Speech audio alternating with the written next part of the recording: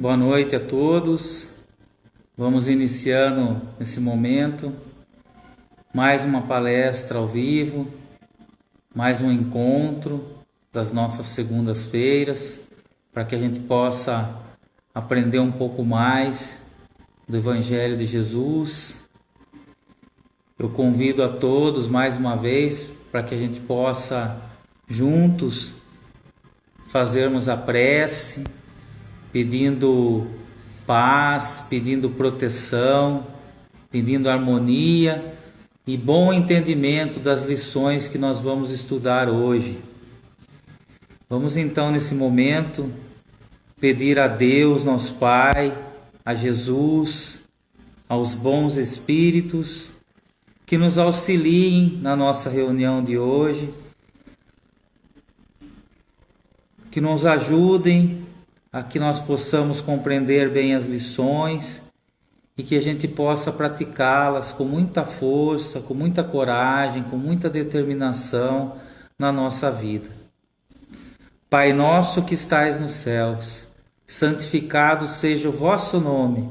Venha a nós o vosso reino e seja feita a vossa vontade, assim na terra como em todos os planos do universo. O pão nosso de cada dia nos dai hoje, Pai. Perdoa as nossas ofensas, assim como nós perdoamos aqueles que nos têm ofendido. Não nos deixes cair em tentações, mas liberta-nos do mal, para o teu reino, que é todo luz, poder, bondade e glória para sempre. Que assim seja, Pai. Com a permissão e a proteção do plano espiritual superior, iniciamos a nossa reunião de hoje. Hoje nós vamos estudar o capítulo 7 do Evangelho segundo o Espiritismo, Bem-aventurados os pobres de espíritos. O nosso tema de hoje é mistérios escondidos aos sábios e aos prudentes. Então Jesus disse estas palavras: Dou-vos glória, meu Pai, Senhor do céu e da terra, por terdes escondido essas coisas aos sábios e aos prudentes, e haverdes revelado aos simples e aos pequenos. Mateus capítulo 11, versículo 25.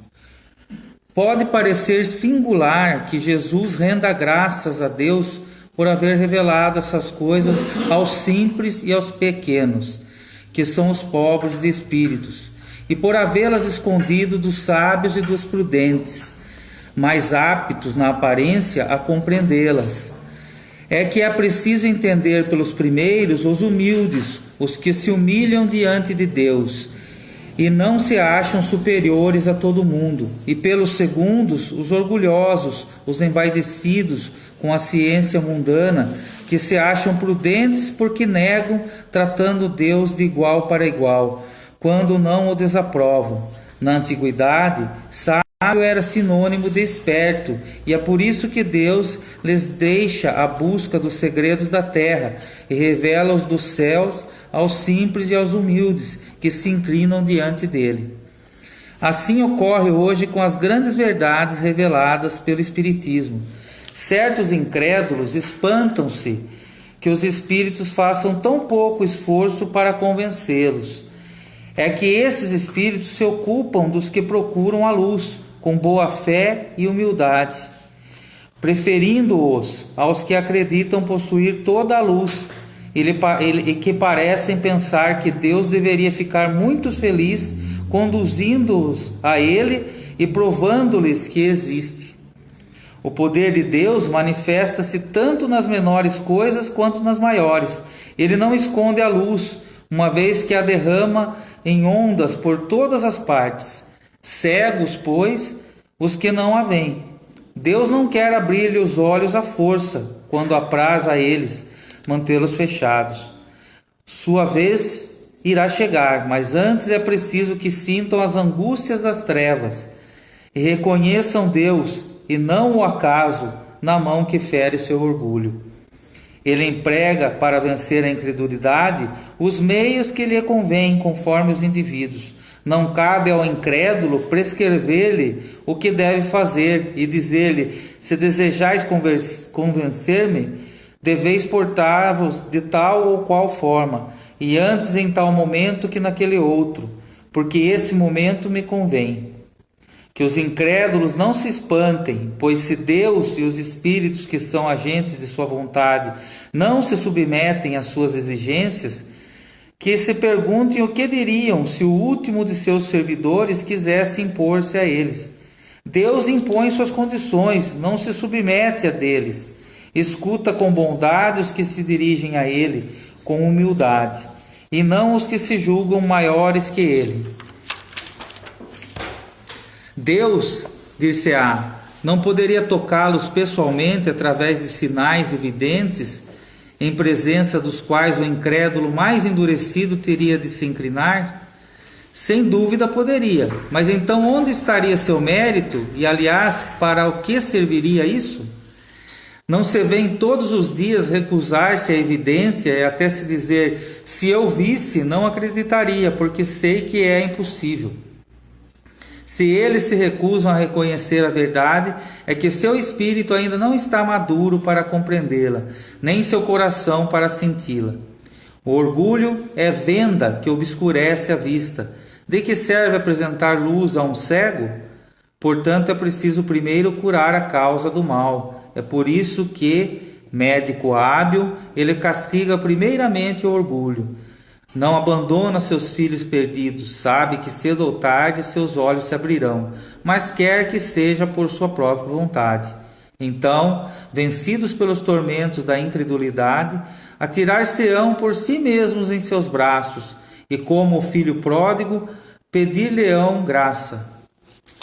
Esse é o nosso texto de hoje, mistérios escondidos aos sábios e aos prudentes. Quem são então esses a que Jesus se referia? Jesus se referia aos pseudo-sábios e aqueles que são prudentes em excesso, ou seja, desconfiam de tudo, não acreditam nas coisas novas, né? É a esses que Jesus se referia. Por que pseudo-sábios? Porque, como diz o texto, eles... Naquela época, sábio era sinônimo de sabichão, de espertalhão, de sabe tudo. E o verdadeiro sábio é humilde o bastante para reconhecer que ele é um eterno aprendiz. Já o pseudo sábio, que é o sabe tudo, aquele que você conversa qualquer assunto com ele e ele diz eu já sei, esse é a que Jesus se referia.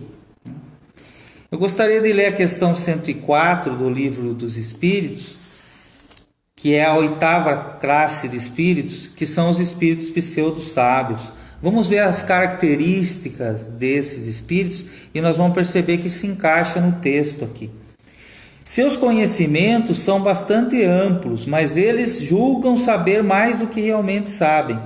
Tendo realizado alguns progressos em diversos pontos de vista, sua linguagem possui um caráter sério que pode enganar quanto às suas capacidades e às suas luzes, mas isso muitas vezes é apenas um reflexo dos preconceitos e ideias sistemáticas da vida terrena. Sua linguagem é uma mistura de algumas verdades com os erros mais absurdos, entre os quais despontam a presunção, o orgulho, a inveja e a teimosia, dos quais não puderam se livrar. Veja então, orgulho, presunção, inveja, são os vícios que ainda esses espíritos que se consideram superiores aos outros possuem. Isso é cegueira espiritual, como está no texto, né? Muitos desses espíritos têm a presunção, a pretensão de saber mais do que Deus, do que Jesus, do que os espíritos superiores. O orgulho não permite que muitos espíritos aceitem a mensagem de Jesus, ou aceitem Deus, a existência de Deus, por exemplo. O verdadeiro sábio é como Sócrates, que disse a célebre frase: eu só sei que nada sei. Nós podemos citar Albert Einstein, que disse a frase: Deus não joga dados. Esses espíritos entenderam que o conhecimento aqui da Terra é muito limitado em relação ao universo, e tiveram humildade para aceitar isso. Já os pseudo-sábios, o orgulho não deixa que eles aceitem nenhuma opinião que não seja a sua. Com relação à prudência, Jesus mesmo, em outra passagem, a aconselhou, quando disse: seja manso como uma pomba, mas prudente como uma serpente. E nessa passagem ele coloca da maneira de que o excesso de prudência é prejudicial, que faz com que nós não queiramos sair da nossa zona de conforto, que faz muitos desconfiarem da sua própria sombra. Esse é um sofrimento para o espírito, acaba atrasando, né? Essas duas atitudes, o orgulho e a desconfiança em demasia, atrasam a nossa marcha evolutiva. O texto diz que os mistérios são ocultos aos sábios e aos prudentes. Mas não é porque Deus escondeu deles, é porque eles não conseguem enxergar devido à sua cegueira. E isso atrasa a evolução deles. Então nós devemos refletir como nós estamos nesse sentido. Como nós estamos conseguindo controlar o nosso orgulho. Como nós estamos recebendo coisas novas na nossa vida. Porque nós podemos analisar as coisas novas e nós vamos verificar que muitas não nos servem, mas outras servirão. O que nós não podemos fazer é simplesmente dizer: não, eu já sei, eu não quero ver, eu não quero ler, eu já li, eu já vi. Essa que é a atitude que Jesus condena, entre aspas, nessa passagem.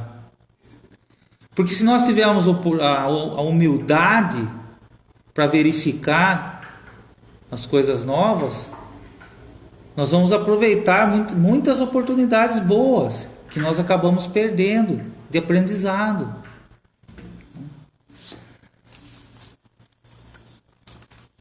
O texto vai abordar também, como nós vimos aí,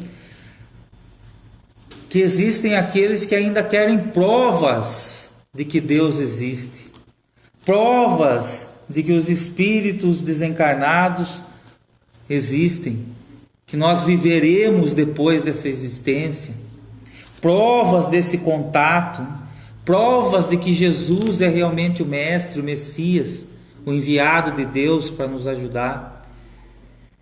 E isso é pura arrogância, né? Característica dos pseudo-sábios e daqueles que são desconfiados demais. Será que a própria natureza do nosso planeta já não é o suficiente para compreender a existência de uma força maior, de um ser criador? O poder divino se manifesta em todas as coisas. Em todas as coisas. Eu já disse numa outra oportunidade a respeito da frase de Victor Hugo, em que ele diz que a diferença entre o homem e Deus é que qualquer homem tolo pode contar quantas sementes tem numa maçã, mas só Deus mesmo sabe quantas maçãs tem dentro de uma semente. Só isso já é o suficiente para nós compreendermos a existência de um poder maior. Não existe nenhum homem que possa plantar uma semente de maçã e falar quantas maçãs aquela árvore vai produzir quando ela for adulta. Não existe. Não existe tecnologia para isso. Nós não conseguimos. O homem tenta brincar de Deus, mas não consegue.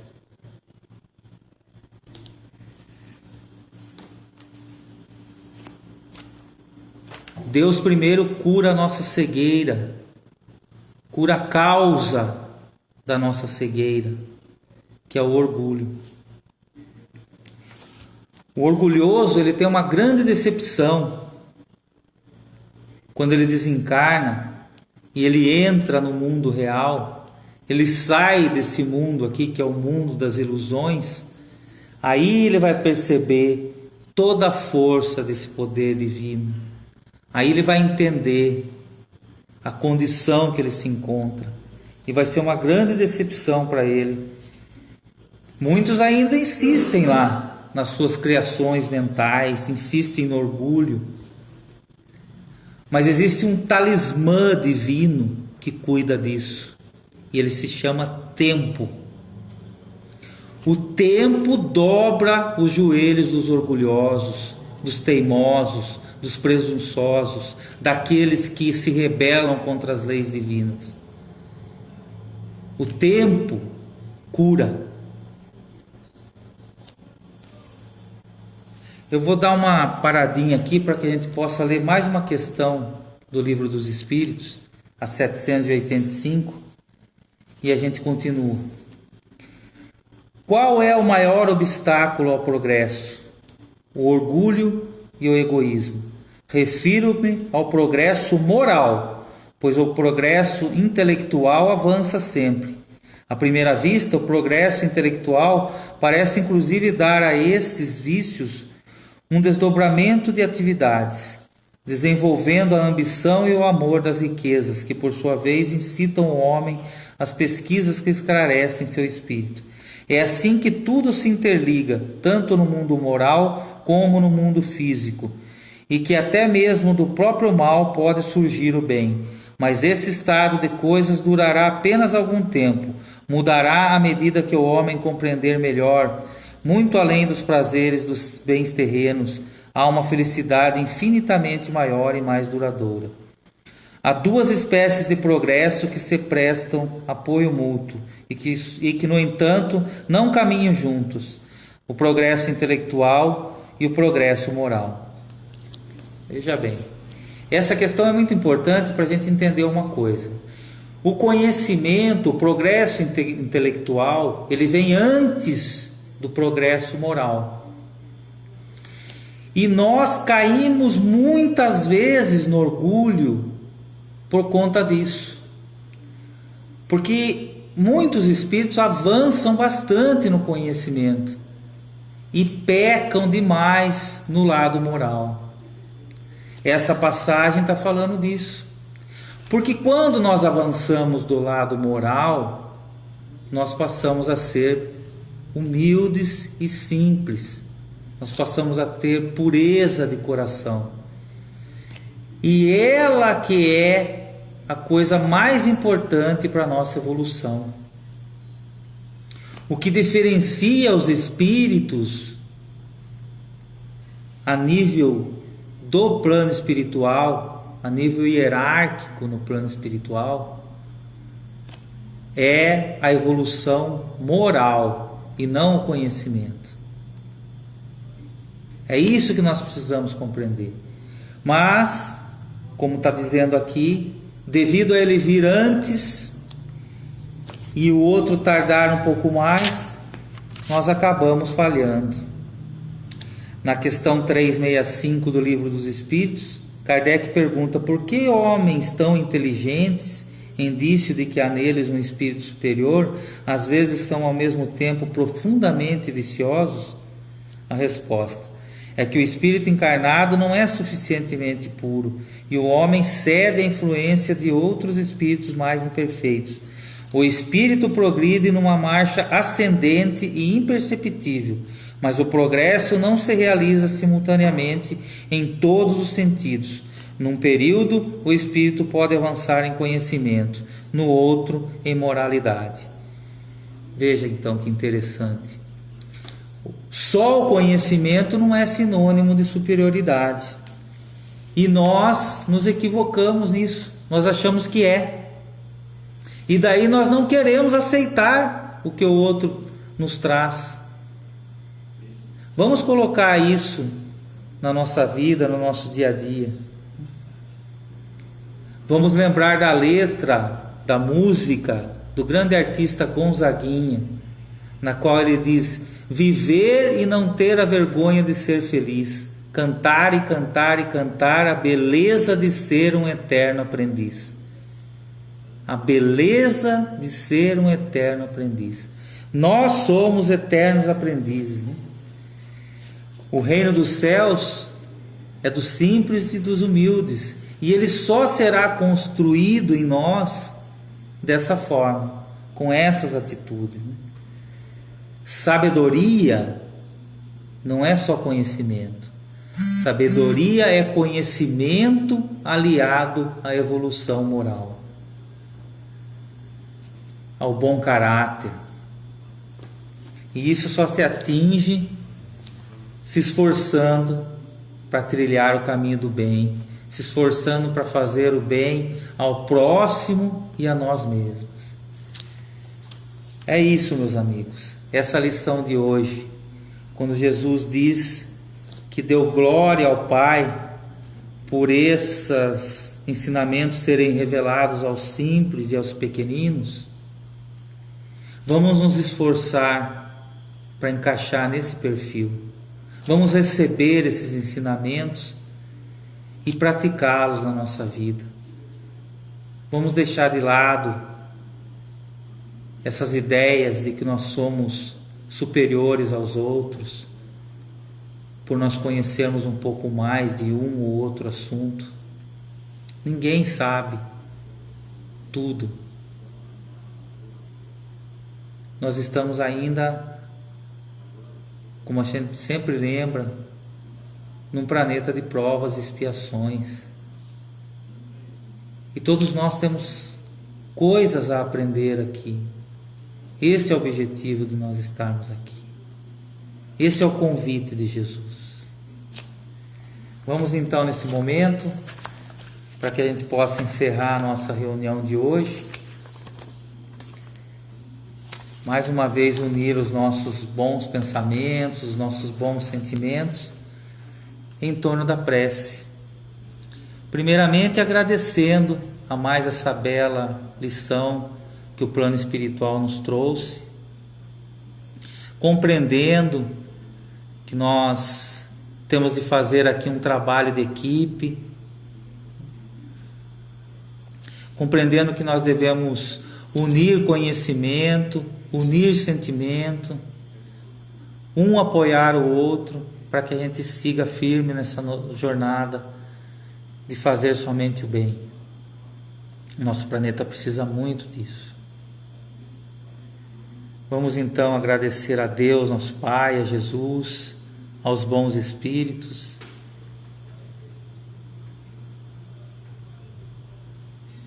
pedir que a equipe espiritual da casa possa estar conosco nos nossos lares, aplicando em nós os passes regeneradores, fluidificando a nossa água. Vamos pedir pelos nossos amigos e familiares, que sejam atendidos também todos os pedidos que forem enviados à nossa casa espírita. Pedir pelos doentes que se encontram nos seus lares, para todas as instituições sociais das nossas cidades, que cuidam dos idosos, das crianças órfãos, daqueles que querem se livrar dos vícios. Pedir pelos hospitais, para as equipes médicas, enfermeiros, trabalhadores, voluntários e pacientes, que possam receber também as nossas preces, as nossas boas vibrações. Vamos lembrar de todas as instituições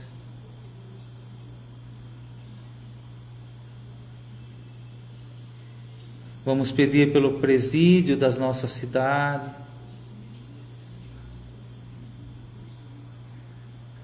pelos trabalhadores, aqueles que se encontram encarcerados lá. Vamos pedir por aqueles que cuidam da nossa segurança, da administração, das nossas cidades, do nosso Brasil. Vamos vibrar e orar pelo nosso Brasil. Vamos lembrar de todos os locais do planeta Terra onde haja guerras, sofrimentos, fome, doenças. Pedir por esses nossos irmãos que recebam um alento, que recebam essa ajuda espiritual. Vamos lembrar também dos nossos irmãos desencarnados que sofrem, que possam receber nesse momento as nossas preces, as nossas boas vibrações. Pai nosso que estais nos céus, santificado seja o vosso nome.